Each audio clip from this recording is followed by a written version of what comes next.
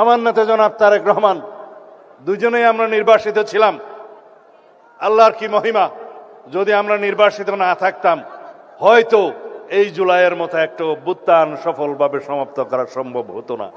জুলাই জাতীয় সম্মেলন 2026-এর গণ অভ্যুত্থানের শহীদদের স্মরণে জুলাই জাতীয় সম্মেলনে স্বরাষ্ট্রমন্ত্রী সালাউদ্দিন বলেছেন, আল্লাহর কি মহিমা, যদি আমি ও আমার নেতা জনাব তারেক রহমান আমরা দুজনই নির্বাসিত না থাকতাম হয়তো এই জুলাইয়ের মতো একটি অভ্যুত্থান সফলভাবে সমাপ্ত করা সম্ভব হতো না।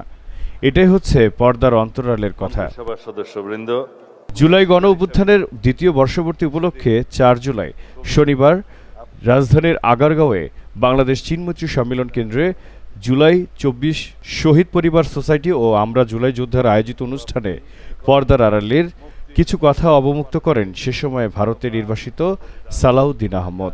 বর্তমানে স্বরাষ্ট্রমন্ত্রী সালাউদ্দিন আহমদ বলেন, কোনোদিন আমরা ঘুমাইনি।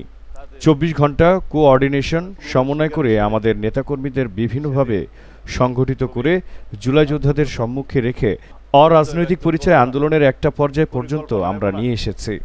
একটা বস্মের উপরে দাঁড়িয়ে আমরা রাষ্ট্রের দায়িত্ব পেয়েছি, জনগণ দিয়েছে।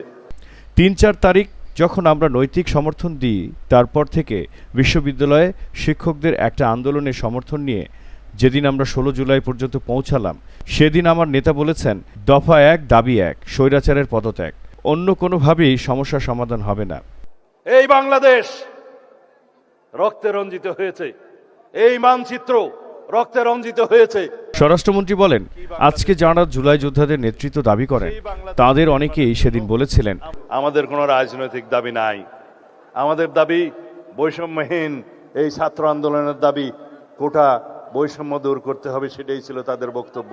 কিন্তু আমরা জানি স্বৈরাচারকে গতিতে রেখে বৈষম্যহীন বাংলাদেশ প্রতিষ্ঠা করা যাবে না। তাদের আমরা বোঝাতে সক্ষম হয়েছি, কিন্তু তাদের সেই সাহস ছিল না। আমরা রাজনৈতিকভাবে সারা বাংলাদেশের মানুষকে ঐক্যবদ্ধ করে শত সহস্র শহীদদের রক্তের স্রোতের মধ্য দিয়ে আজকে এই জায়গায় এসেছি। সেখানে রাজনৈতিক পরিচয়ে যদি বিভাজন করা হয় তাহলে সর্ববৃহৎ অংশটি থাকবে ছাত্রদল, যুবদল, বিএনপি ও অঙ্গ সংগঠনের নেতাকর্মী। তাদের প্রতি আমার অনুরোধ রইল। জুলাই জাতীয় সম্মেলনের আয়োজক দুই সংগঠনের উদ্দেশ্যে সালাউদ্দিন আহমেদ বলেন, জুলাইয়ের চেতনা নিয়ে যেন আমরা কেউ ব্যবসা না করি। এই জুলাইয়ের চেতনা নিয়ে যেন আমরা কেউ ব্যবসা না করি। যারা জুলাইয়ের চেতনা নিয়ে বিভিন্নভাবে রাজনৈতিক সংগঠন করে রাজনৈতিক ফায়দা নেয়ার জন্য চেতনা বিক্রি করছে, তাদের পরিণতি কিন্তু ভবিষ্যতে দেখা যাবে। ইতিহাস কিন্তু তাই, যারা 71-এর মুক্তিযুদ্ধের চেতনা বিক্রি করত তারা চেতনা বিক্রি করতে করতে আজকে দিল্লি গিয়ে বসে আছে। তারা চেতনা বিক্রি করতে করতে আজকে দিল্লি গিয়ে বসে আছে। বাংলাদেশের মানুষ তাদেরকে উৎখাত করেছে। সুতরাং চেতনা বিক্রির ব্যবসা ভালো নয়। 2024 সালে জুলাই গণঅভ্যুত্থানের সময় তৎকালীন আওয়ামী লীগ সরকারের নৃশংসতার কথা উল্লেখ করে সালাউদ্দিন আহমেদ বলেন, এরকম একটি নৃশংস হত্যাকাণ্ড ও গণহত্যার পরে আজ পর্যন্ত সেই গণহত্যাকারী শেখ হাসিনার কোনো রকমের অনুশোচনা নেই। তারা জুলাই যোদ্ধাদের অপরাধী হিসেবে তকমা দিচ্ছে। বাংলাদেশের এই গণঅভ্যুত্থানকে তারা জঙ্গি তকমা দিচ্ছে। তারা জুলাই যোদ্ধাদেরকে অপরাধী হিসেবে তকমা দিচ্ছে। বাংলাদেশের এই গণ অভ্যুত্থানকে তারা বলছে একটা জঙ্গি তকমা দিচ্ছে। বাংলাদেশে নাকি জঙ্গিবাদের মধ্য দিয়ে তাদের রাষ্ট্র ক্ষমতা ছিনিয়ে নেওয়া হয়েছে।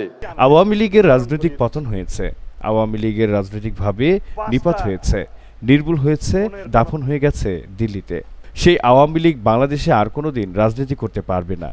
আওয়ামী লীগের রাজনৈতিক পতন হয়েছে, আওয়ামী লীগের রাজনৈতিকভাবে নিপাত হয়েছে, নির্মূল হয়েছে, দাফন হয়ে গেছে দিল্লিতে। স্বরাষ্ট্রমন্ত্রী বলেন, রাজনৈতিক দল হিসেবে আওয়ামী লীগের বিচার দাবি করেছি আমরা, অন্যরাও দাবি করেছেন, তদন্ত হচ্ছে। ইনশাল্লাহ খুব শিগগিরই রাজনৈতিক দল হিসেবে তাদের বিচারের কাঠগড়ায় নিয়ে যাওয়া হবে।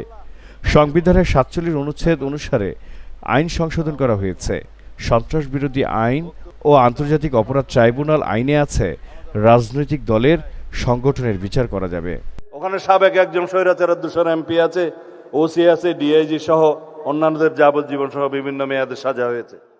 বাংলার জানালায় জহিরুল ইসলাম।